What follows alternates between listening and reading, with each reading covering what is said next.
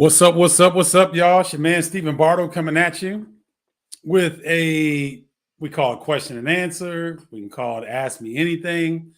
But I wanted to go through some quick topics pertaining to updates on the college basketball transfer portal and also the NBA playoffs. Just real surface level, because I want to get to your comments and what you have to say, more so than me up here running my mouth. So happy Friday, happy Easter weekend to all of you guys. Hope you're doing well. As you can see, I'm letting it grow a little bit here in the off season. Hope it looks okay for everybody. Hope you guys are doing well. Let's get right into it. Big news for the day. Andre Curbelo ends up transferring to St. John's. So Mike Anderson is an excellent coach. He plays a style of basketball that may fit Andre's style a little bit better. He'll probably give him a little bit more rope to kind of do his thing. Andre had obviously periods at Illinois where he was fantastic, and the concussion and some other things that took place found him on the outside looking in terms of the regular rotation with the Illini. So I'm sad to see the young man go because he's extremely talented. I'm glad to see him land at St. John's because I think Mike Anderson does a fantastic job, and that's an up-tempo style that I think may benefit Andre's game a little bit better than what the Illini were playing. So hopefully that works out well for him. Congratulations to Andre. No shame in his career at the University of Illinois. He brought a lot of fantastic memories, helped the team right the ship, so to speak. He had a hand in that. So congratulations to Andre Curbelo in his move over to St. John's. Kevin McDuffie, what's happening? Greg Tucker, good to see you. Carol Paquette, good to see you. Let's see here. What is the rule with transfer portal now? Can any player transfer to any school now? Kenny, it's not quite as cut and dry as that. You get a one-time transfer waiver, as I understand it. So you can transfer one time and you can be immediately eligible. If there are players that have entered the transfer portal and they've transferred already, I believe that you have to get a waiver from the NCAA to become automatically eligible. And I think the NCAA has sent out kind of a notice that they're not really looking to make those waivers possible all the time. So I know it's a little bit confusing, but if you are first time in the transfer portal, you can become immediately eligible to the school that you transfer to. If you've transferred before and you enter the transfer portal, you have to get an NCAA waiver in order for you to become immediately eligible to your new school. So I hope that helps. Great question, Kenny. Good to see you. Kenny thinks the transfer portal is getting out of hand a little bit, as do a lot of people who are accustomed to players not having freedom of movement. And so it looks a little bit different when the players do it. I get it. It's just something to get used to. Kenny's in Fort Worth, Texas. Thanks for checking in, Kenny. Great questions as always. Let's see. Rick Blankenship. Hope we do not have St. John's on the schedule. I agree with you because he'll come back and cause some havoc. Ardell Blanchard, good to see you. So, yep, that's what we're looking at. He kind of kicks off the updates. So here's another update that was kind of interesting. We knew that Keegan Murray had put his name in the draft. He's going to be a lottery pick. His brother, Chris Murray, is going to test the draft waters. Here's why I think this is a good idea. Because Chris, I think, can be as talented as Keegan Murray. I think he has the same skill set, obviously the same size, same athleticism. And I think he brings a slightly different skill set, similar to Keegan, but slightly different. And he may actually be a better passer than Keegan, in my opinion.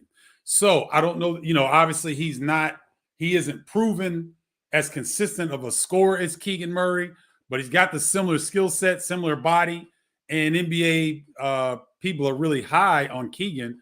So why not test the draft waters? And if you don't like what you see, come back to Iowa and have a dominant year like your brother did. So Iowa's Chris Murray is going to test the NBA draft waters. And I'm going to go through these really quickly. I'll give a kind of a, my feeling on it, and then we'll keep moving. Lauren Bowman, who was a good guard for Wisconsin, is going to transfer to Oakland. He's a Detroit native, so he's going back closer to home. I'm not sure that Lauren Bowman was a Big Ten starting guard or Big Ten contributing guard. I think that we've seen Kendrick Nunn transfer from Illinois and go to Oakland and have a tremendous amount of success that set Kendrick up for his NBA career. Let's see if Lauren Bowman can have a similar transformation. I wish him the best. Wright State's Tanner Holden goes to Ohio State. Now, this is a little bit different because I'm talking about not a kid that originated in the Big Ten, but at Wright State. Tanner Holden is a player, ladies and gentlemen. I believe he averaged 19 points per game for Wright State. This is a Wright State team that just was in the NCAA tournament. He was well coached under Scott Nagy. You Illini people know the name Scott Nagy, was a grad assistant at University of Illinois back in the day, has been a very successful coach at Wright State. Before that, South Dakota State. But Tanner Holden is a left-hand, 6'5", 6'6", do-it-all wing player that will fit in very well with Ohio State. So watch out for him. This one hurt me a little bit. I'm a little surprised at this. Brandon Johns Jr. is in the transfer portal. I don't know if he thought that he had a lot of pressure at Michigan, that he couldn't live up to what's going on. If I'm Brandon Johns Jr., I transfer similar to what Lauren Bowman did. I don't think Brandon Johns Jr. needs to transfer to a Power 5 program. I think he needs to go a level lower because his head and his confidence were really inconsistent. Thus, his game showed as much. Tremendous talent, though. Upside is really high, but never seemed to find his consistency, did Brandon Johns Jr. So I wish the young man luck. He's got a tremendous amount of upside. Let's see where he lands. Here's another player that Josh Ogundele, big man for Iowa. He was thrust into action sometimes due to injury, and I thought he played well at Purdue early in the Big Ten slate.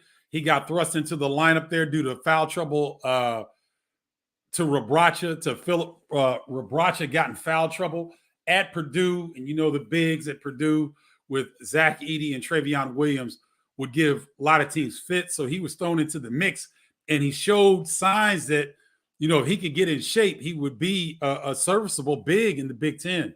But I guess maybe it's – and remember, ladies and gentlemen, when these players enter the transfer portal, they're not doing it all by themselves. Sometimes they get encouragement from the coaching staff that, hey, Josh, you may not fit here with our plans moving forward. I'm not saying that that's what Fran McCaffrey did. I have not talked to any of these head coaches directly about what players fit with their system moving forward. This is just me knowing the business, knowing that these things happen more often than is let on in the public. So Josh may have gotten a word or two from the coaching staff that he may not be in the plans moving forward for a top 6, top 7 position with the Iowa Hawkeyes. So I'm just throwing that out there. So when you see these players leave Big Ten programs, it might not just be them individually making this decision. Illinois' Omar Payne lands at Jacksonville. Omar Payne, to me, was a guy, is more of a rim runner, rim protector guy, not a guy that you're going to really give the ball to and make something happen.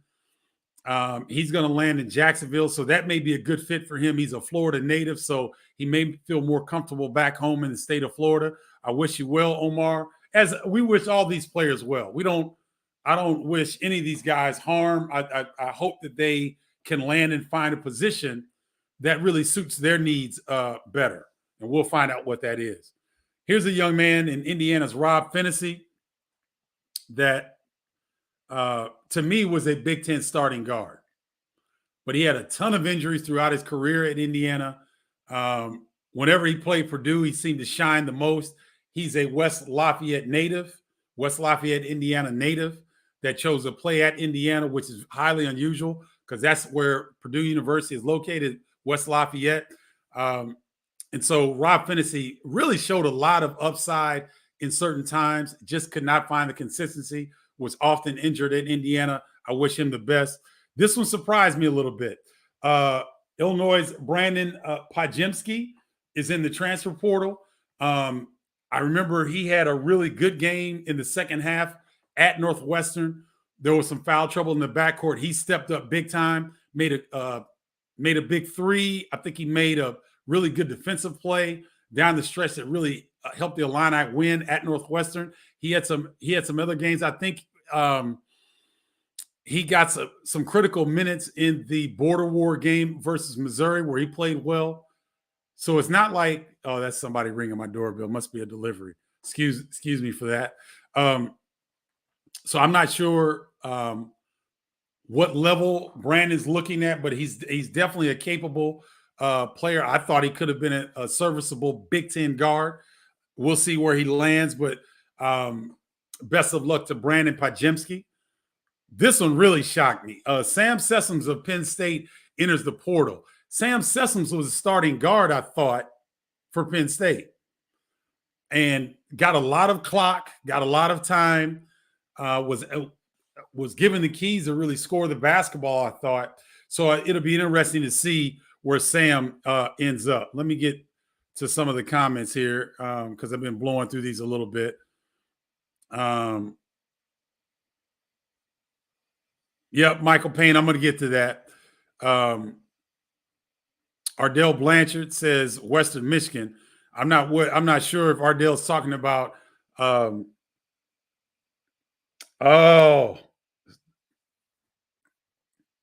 Stevens. Thank you.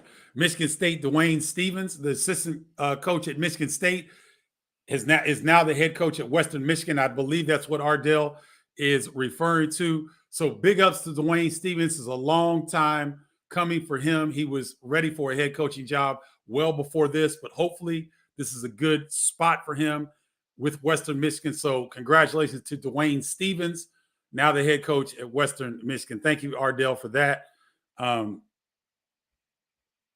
Let's see. Everett Gray, Bardo, college coaches don't go to high school live period tournaments anymore. Coaches just recruit the portal instead of going to high school games. It's terrible for high school kids. It's been a tough thing, Everett. I will agree that high school kids are really being looked over due to the portal. And also college coaches really just go to the Under Armour, Adidas, and Nike series events. And I agree with you. They don't go to live high school periods anymore. It's unfortunate.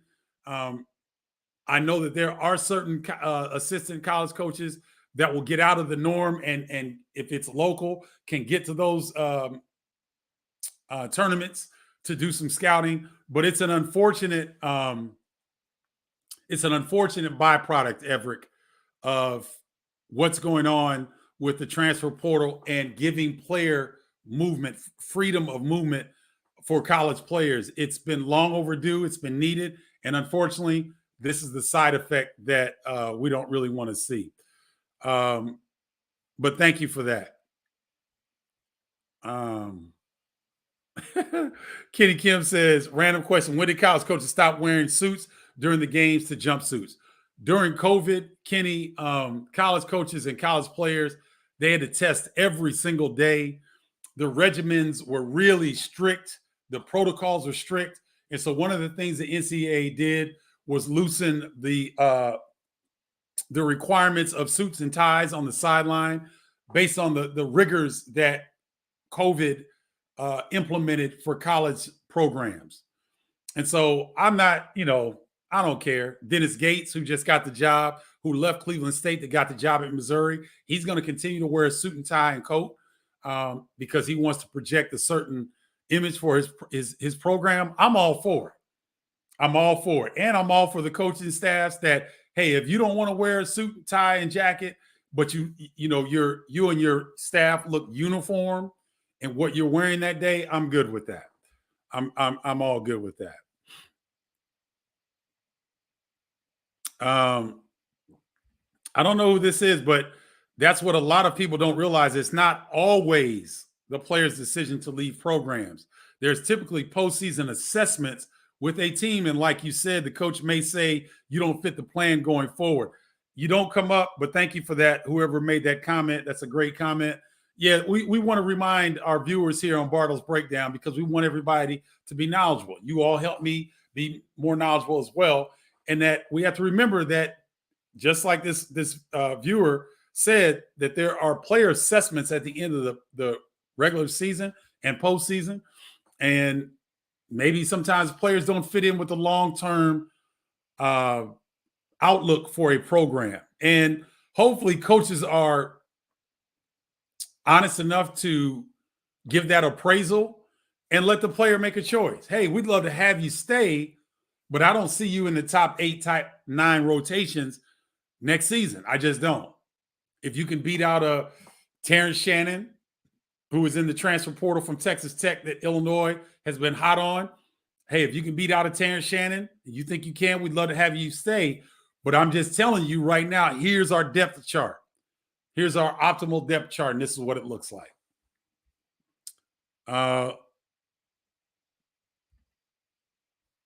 Lauren Foster, you left Michigan. Good luck. You left Michigan. I'm not. I don't know what you mean by that, but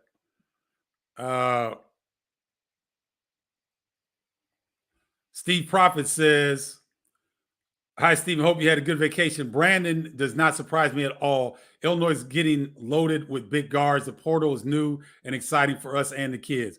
Good point, Steve. Very good point. Joe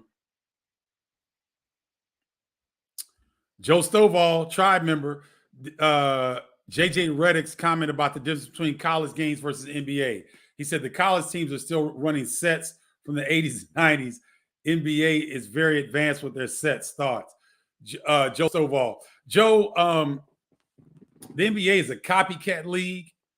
I don't give the NBA as much credit maybe as JJ Redick does. I think the NBA has some really good sets when they want to get specific guys shots. I do agree with him there. But I think that if you go, especially in the regular season, if you go look at NBA games in the regular season, all they're doing is running ball screen action for the most part. They're running the ball screen continuity offense where the ball starts in the center. There's a big that's at the center that's caught a reverse pass. He'll throw and go set a ball screen, or he'll throw and dive. And then the guard will come and get to the center of the floor and figure out what they want to do. That's 85 to 90% of the NBA. So when they do run sets, they are good. I will agree with that. And college games that are still running sets from the 80s and 90s, the reason they're running sets from the 80s and 90s, ladies and gentlemen, because they freaking work. Because they work. It's unusual to give college kids the keys to run the show because they have to make a lot of decisions on the fly. And for the most part, college coaches don't believe that college guards are savvy enough, are experienced enough to be put in situations to let them go and make mistakes, but yet make more plays than they do mistakes. That's just my opinion.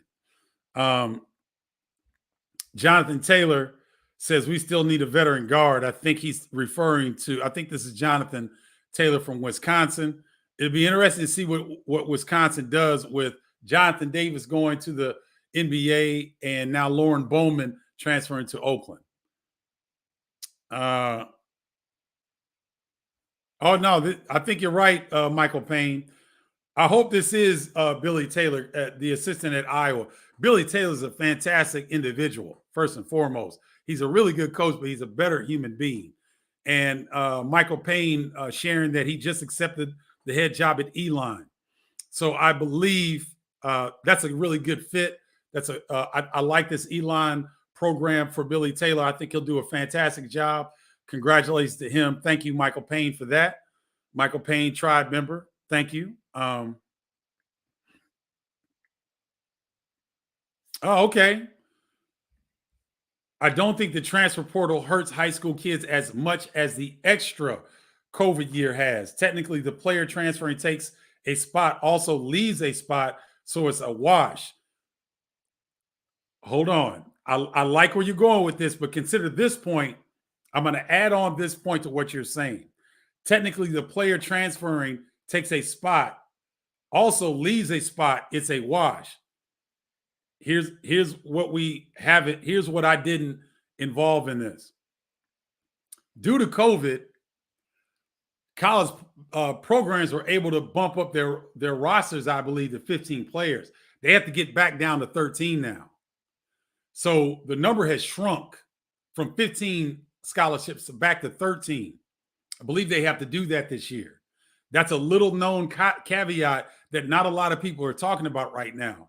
So that does shrink the opportunities for high school students, high school players, in addition to college players that are in the transfer. But thank you for sharing that, because I forgot to add that caveat. I may be wrong. I don't think so. I believe that college programs now have to go from 15 down to 13 scholarships, if I'm not mistaken. I did read that somewhere. So that's a little bit of a caveat that shrinks the opportunities for transfer portal players as well as high school players.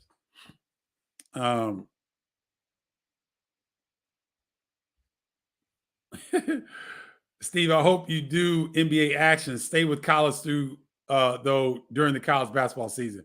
That's what I thought I did. I didn't really touch the NBA too much during the college basketball season. I wanted to devote strictly hardcore college basketball. And now we're just going to touch on the NBA. I've got some nice surprises coming up for the Bardo's Breakdown group, because I've got interviews from former NBA players, current NBA color analysts that are a nice grouping of analysts. That those interviews will be on Bardo's Breakdown group, not Bardo's Breakdown page. So I'd encourage you, if you want to be a part of the inner circle that is Bardo's Breakdown tribe, go to Bardo's Breakdown group, answer the 3 questions, and you're in. And if you want to go the digital route, you can text me to 312-847-2739. That's 847. I'm sorry, that's 312-847-2739 to be a part of the inner circle that is Bardo's Breakdown. Wait a minute. Get my signals crossed here. All right, let's go back to the banner. And where were we? We were at Sam Sessoms. Now, this one surprised me a little bit as well. The Hoosiers, Parker Stewart goes into the portal. If you're the starting point guard on an NCAA tournament team that comes to the Big Ten Conference, what else are you looking for? You made the NCAA. You helped a legendary basketball program get back to the NCAA tournament. You're the starting 2 guard, and you transfer. What do you want? I don't know what else you really want in that scenario. I can't see Mike Woodson coming into the post-game assessment with Parker Stewart saying, you know what, Parker, you did a great job for us this year, but we don't really see you helping us moving forward. I don't see that happening. Even if he was to come off the bench, he would still be a contributing factor for the Indiana Hoosiers. This one's a head scratcher. I'm not sure about this one. We'll have to see where he lands. But I'd be really interested. And here's the thing with Parker Stewart. This is his second time transferring. Remember the tragic death of his father, who was the head coach at UT Martin, University of Tennessee Martin. His father passed away tragically. He was allowed to transfer to Indiana. Now, this is his second time transferring. I'm not sure if his father's initial situation gives him a pass. Somewhat, we'll have to figure that out and see what happens. But that's going to be interesting. Let's stay tuned for that one. Purdue's Isiah Thompson enters the portal. You know, I think he got knocked down a little bit with Jaden Ivey, Eric Hunter. But the thing is, Eric Hunter's gone. Jaden Ivey's gone. So I know Brandon Newman is back. Brandon Newman will be a featured guard there.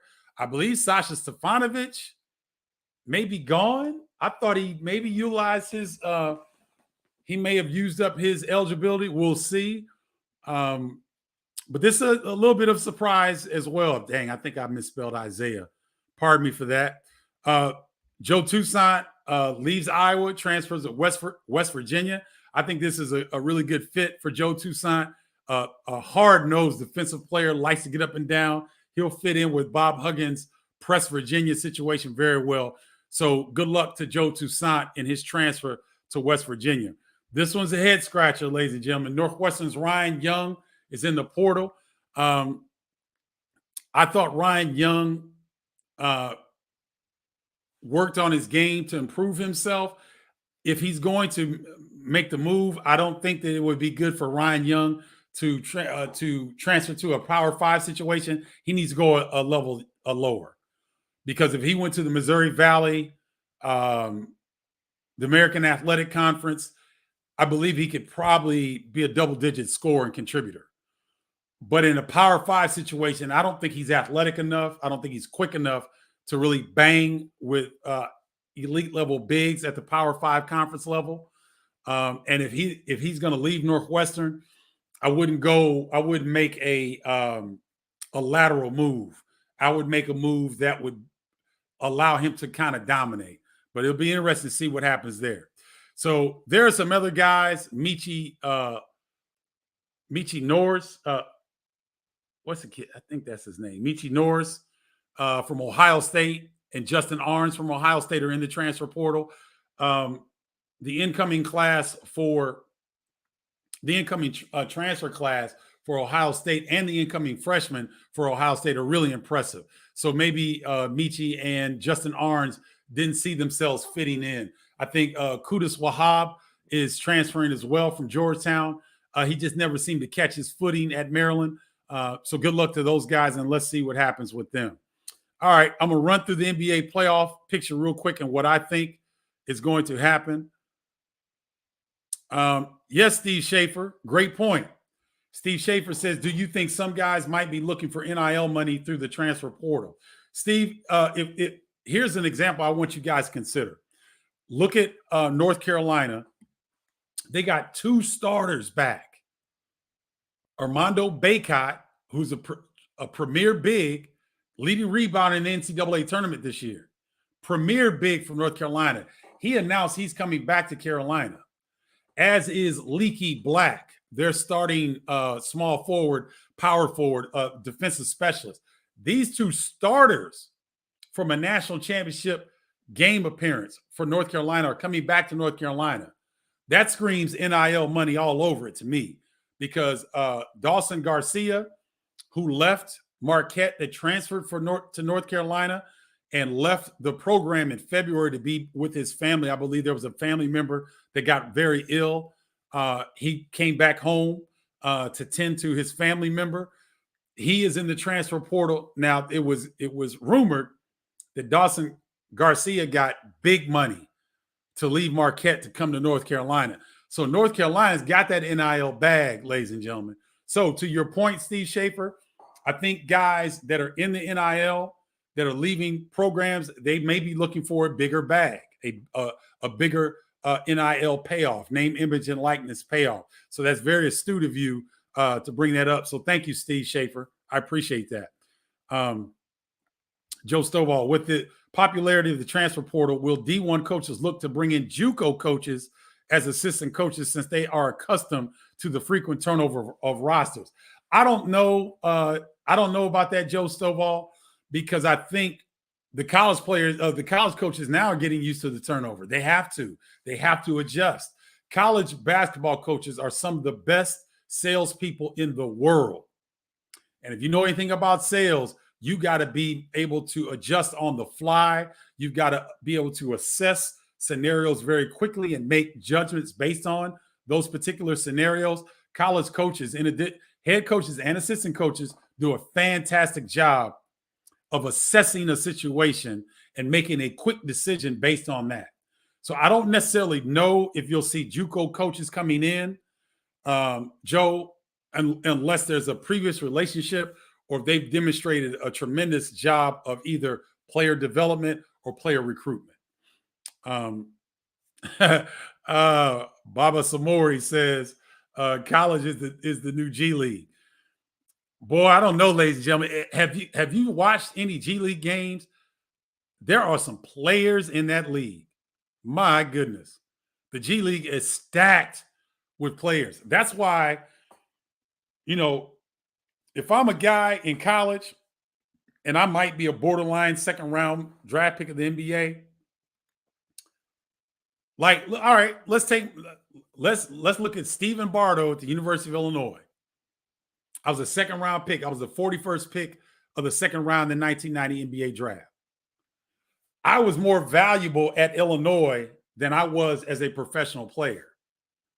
I could have easily made 6 figures at Illinois with NIL money. And I came out and went to the CBA, which is at that time, Continental Basketball Association was the G League.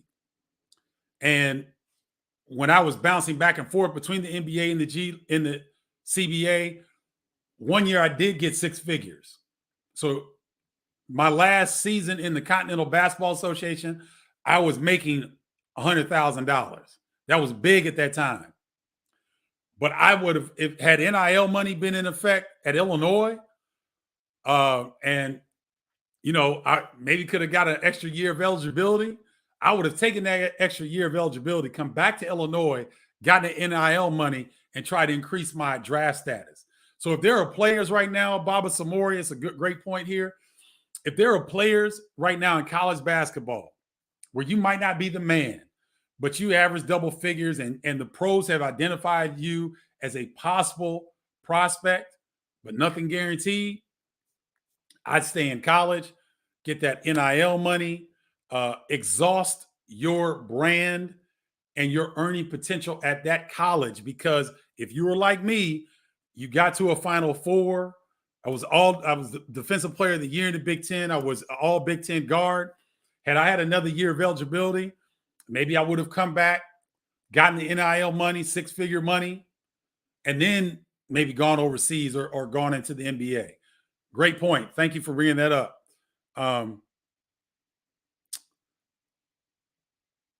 Okay. Ardell Blanchard says, I think Brandon Johns Jr. fit with Western Michigan.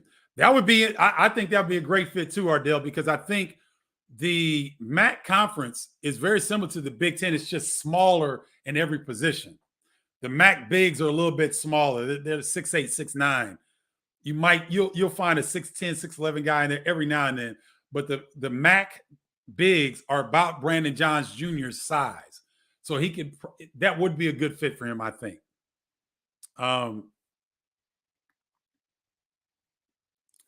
Michael Payne says, I saw where the women's Final Four weekend was worth almost $70,000 to Paige Buckets of UConn. Yeah, I'm not surprised. The women's basketball, women's volleyball, and maybe softball, they killed NIL. The women, on average, have done better than the guys in NIL money. They've done a very good job. So I'm not surprised by that, Michael. Chris Martin says, you and Kendall with that backcourt status would have made loot with NIL. Well, yes, but Kendall would have made money at U of I, and he would have had to go because he was the 5th pick in the 1990 NBA draft. So Kendall would have gotten some NIL money while he was at Illinois, but then he would have had to go. JYD Brent, is Zach LaVine a max player? No. He's talented. And I know Chicago Bulls fans will kill me right now. He's talented. He still does not know how to play the game. The 7 games that I did color for the Chicago Bulls, there were times that Zach was in the flow, and then there were times where his decision-making still is a head scratcher. And so right now, believe it or not, JYD Brent, the Bulls are getting Zach LaVine at a discount. Zach LaVine is at $19.5 million per year. Now you compare that with Drew Holiday and Chris Middleton with the Bucks. Drew Holiday's at $37 million. Chris Middleton's at $35.5 million. And Zach LaVine's at $19.5 million. So the Bulls are really getting a discount with Zach LaVine. And no, he's not a max player. He's a good 2 guy. He's even a better 3 option guy. He is not a lead dog, in my opinion. He's not. Thank you for that question. Carol Poe Paquette says, yes, I believe you could have made a ton of NIL money. And now you have me thinking all the flying line players would come back. Plus, with the NIL, Nick Anderson might have stayed in college instead of going to the pros. I think you're right, Carol. Nick and Marcus Liberty left early. I think both of them probably would have stayed if they would not have had a guarantee. But think about it, though. Nick was a lottery pick. So I don't know that he would have gotten NIL money. But I don't know that the allure of being a lottery pick and the risk of him coming back for his senior year, risking injury, I don't know if that risk was worth it. I think Nick made a good decision, but Nick would have had NIL money that final 4 years as well. So good point there. Yes, Ardell, I think the BC All-Star camps. Oh, BC All-Star. I'm not sure if BC All-Star camps are still running or not. That's a good question. All right. Quickly through the NBA, and then I'll wrap it up here because I don't want to go too long. Bucks versus Bulls. The only reason I don't have the Bucks sweeping the Bulls is because I think DeMar DeRozan can have a historic night in the playoffs and maybe carry them one game. And for my respect for the Bulls, that's the only reason I don't think the Bucks will sweep them. I've got Bucks in 5. Celtics versus Nets. This is going to be interesting.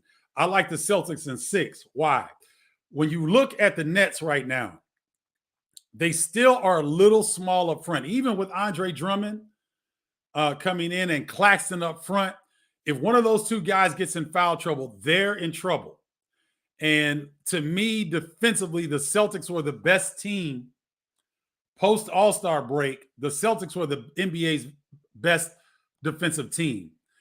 Kyrie Irving, y'all gonna freak when I say this. Kyrie Irving is quietly the best point guard in NBA history.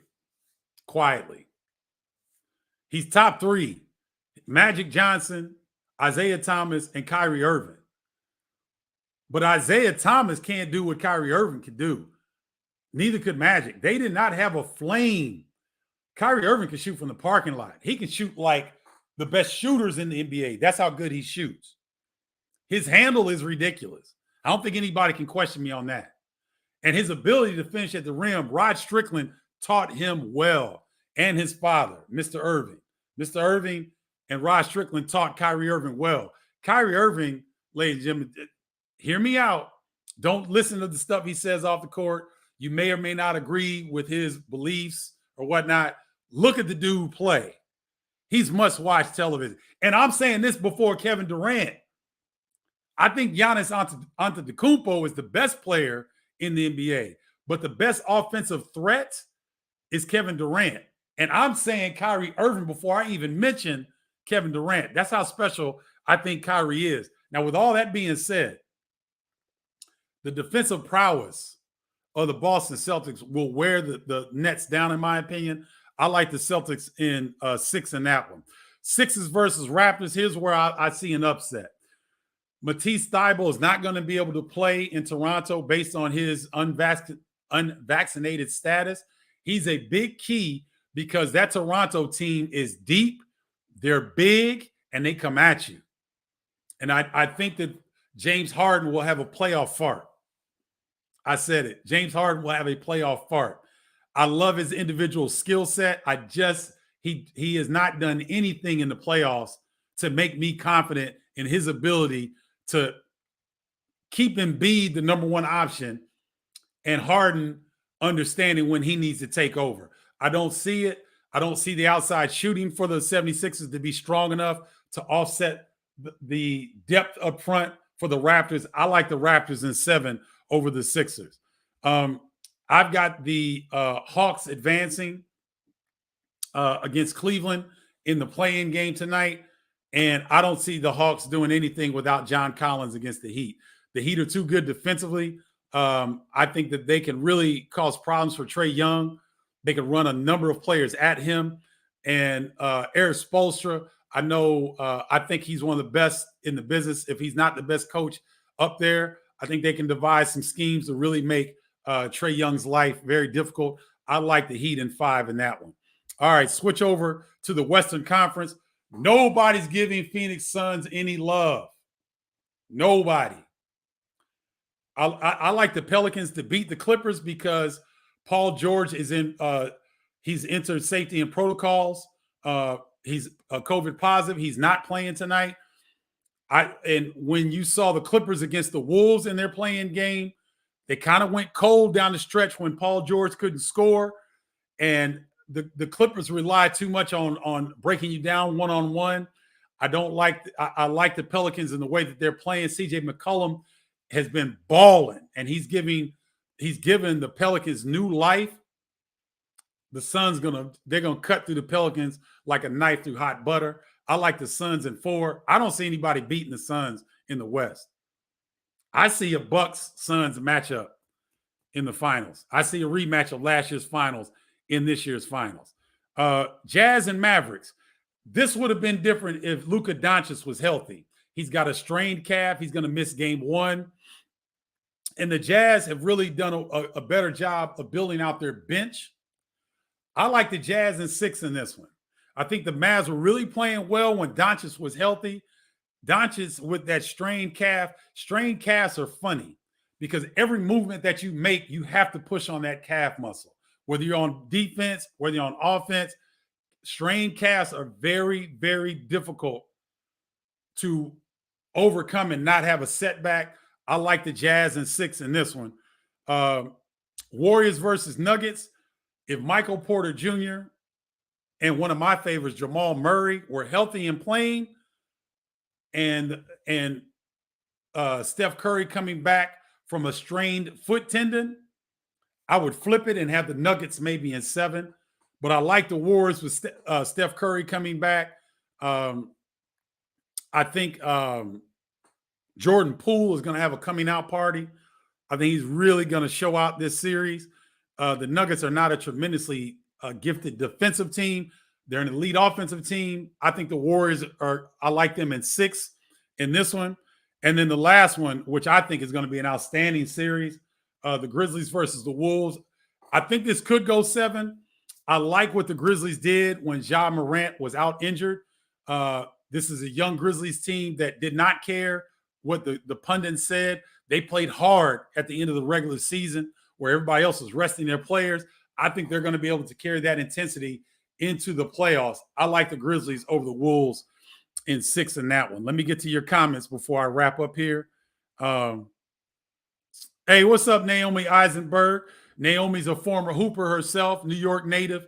I believe she is a Nets fan. I think she likes the Knicks as well, but I think she's a Nets fan. She likes the Nets in 7. I get it. She gets a chance to see the Nets. She gets a chance to watch the Nets in person. She's a former Hooper. She sees the Kyrie's a savant.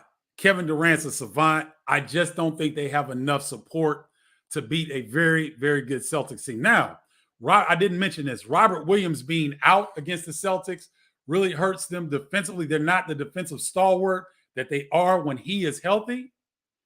But David Tease and Al Horford, I think, have enough experience, playoff experience, that they can overcome Robert Williams' loss. I think Jaylen Brown and Jason Tatum have something to prove. I still like the Celtics over the Nets. But hey, Naomi, we'll have to see if you're right. So she says Nets in 7.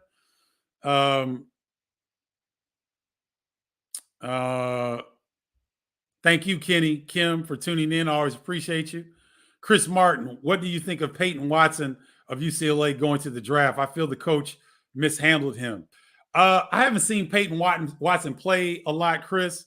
So I don't really want to comment on that because I'm not really comfortable. Mick Cronin's got a lot of talent out there at UCLA. They got a ton of talent. They're getting more every day.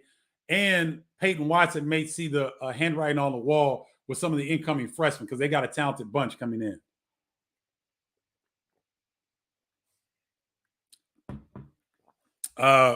Carol Pope-Paquette, I saw where the Bulls should bring back AD, Anthony Davis.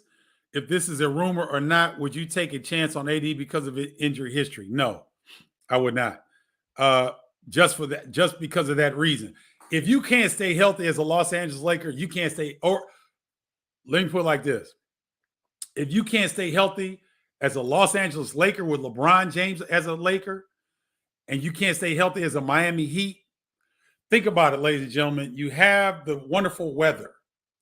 Both of those franchises have invested in health and wellness for their players. And you have enough off the court to keep your mind fresh. You've got healthy distractions in both of those places. If you can't stay healthy in those locations, I question whether you can stay healthy in Chicago. So, no, I would not bring him back. Okay, Baba Samori says, Kyrie top 3 all-time scoring guard. Pure guard is a different subject. I think he's a pure guard. Don't look at Kyrie's ability to score the basketball and think that takes away from his ability to set up his teammates. I think right now he's being asked to score at an elite level, Baba. But if he had other really supremely talented offensive players around him, I think that you would see his point guard skills come to the forefront a lot more than what we're seeing right now. But I'm still going to put him as a point guard and a top 3 shooting guard. I wouldn't. There's a book coming out by Rashard Patterson. I'll wait because he's going to send the books. I'll wait to talk about it. I want to show the book, but he redefines positions. And it'll be interesting to see where he puts Kyrie Irving. But that's a good topic and a good discussion. Thank you, Baba Samori.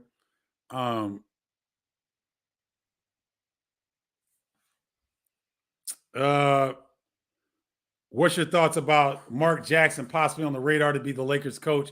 Also, that leaves an opening behind the mic. Mark Jackson is trying to angle to get back into coaching. I thought that the Raptors coach, the Toronto Raptors coach, and I see his beard, I see his glasses. I don't know why I'm drawing a blank on him. It'll come back to me in a second. I think that he is the front runner. I hope that Mark Jackson gets back into the business because I think he was the architect for what we're seeing with Golden State right now.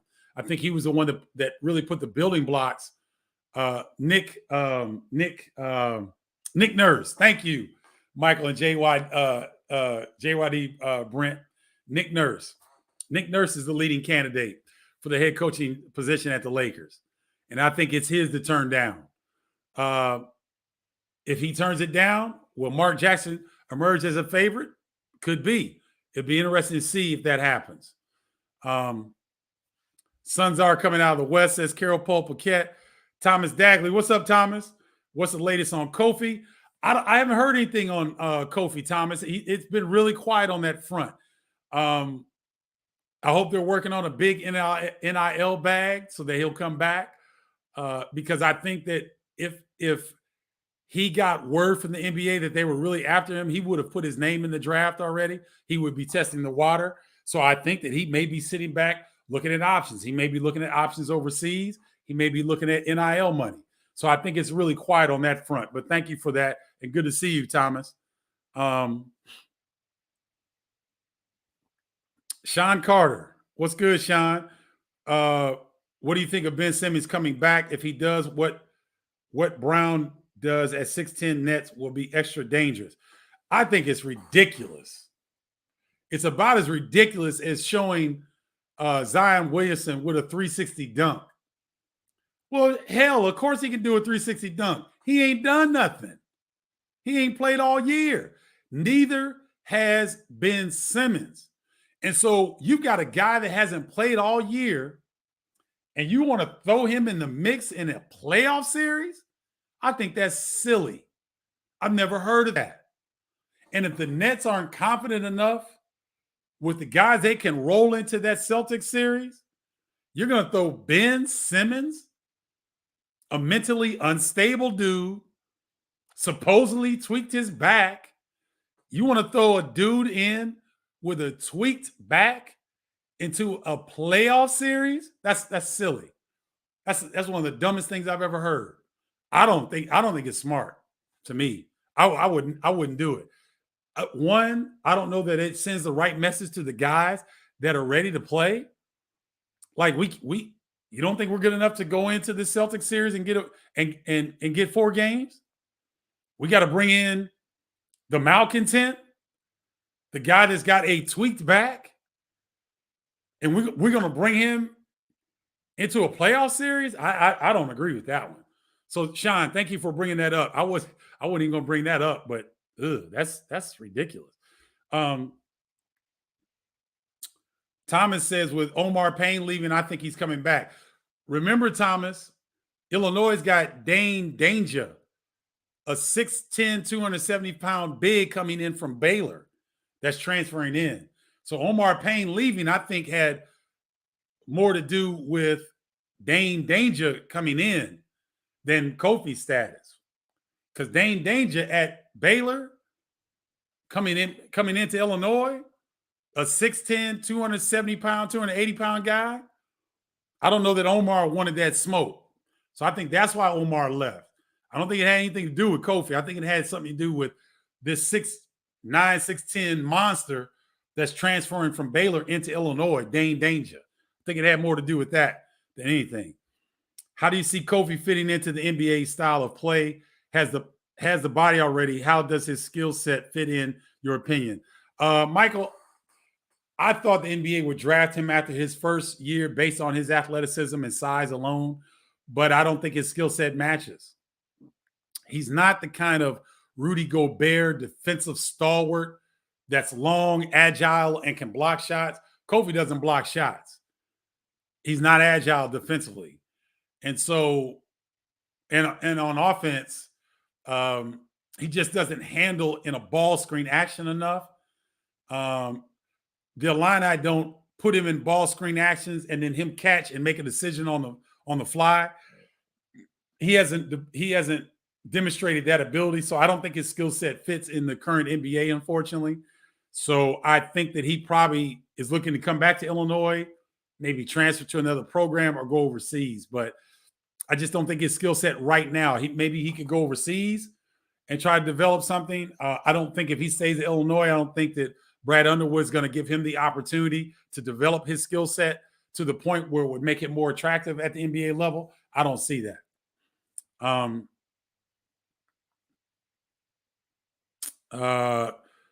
Andrew Icefeld says yes or no on Kofi, Steve. I think Kofi comes back to Illinois. I think Illinois figures out how to get a big enough bag to get him back to Illinois, to keep him at Illinois. I think he comes back. Sean Carter says that Jalen Epps is also coming in from the Virginia Beach area. So Illinois got some studs coming in, ladies and gentlemen. So that's it for the Q&A with Stephen Bardo. I'm going to give you guys kind of the schedule moving forward. We're going to still do the Bardo's Breakdown, the show on Mondays at 6 p.m. Wednesday, I'm going to do a breakdown. So I'll take a game or a series, an NBA game, NBA playoff game, or NBA playoff series, and I'll go in depth in breaking it down. I'll try to bring some of the plays and some of the things that I want to talk about, and then we'll update on the NBA playoffs. And just to give you a little heads up, it's not official yet, but I may be calling some WNBA games with the defending champion Chicago Sky. Don't know for sure yet, but we'll see. So make sure that, again, if you want to be a part of Bardo's Breakdown or you want to be a part of the newsletter, go to Bardo's Breakdown page, send me a message, give me your email address. I'll add you to the newsletter. We send it out once a week. It'll start going out now once every 2 weeks now that we're out of college basketball. But I give you updates, give you some sneak stuff behind the scenes, and access to interviews that I don't put on Bardo's Breakdown page. So if you want to be a part of the newsletter, DM me, direct message me, send me your information, your email address, or you can go to the Bardo's Breakdown group and do the same thing. Send me a message and let me know that you want to be a part of Bardo's Breakdown newsletter. Thank you guys for joining Bardo's Breakdown today. I hope you enjoyed this Q&A. The schedule now in the off season will be Monday, Bardo's Breakdown at 6 p.m. Wednesday, we'll do the breakdown, like a team, player, or series breakdown on Wednesday. And then Friday, we'll do this Q&A. So let me know what you guys think. If I didn't get to you in the comments, thank you so much for tuning in, to all of you. It's much appreciated. And until Monday, enjoy your holiday weekend, your Easter weekend. If you can be with family, hug them and kiss them and let them know how much you love them. You guys have a great holiday weekend. Love you guys. Take care. Talk to you later. Peace, y'all.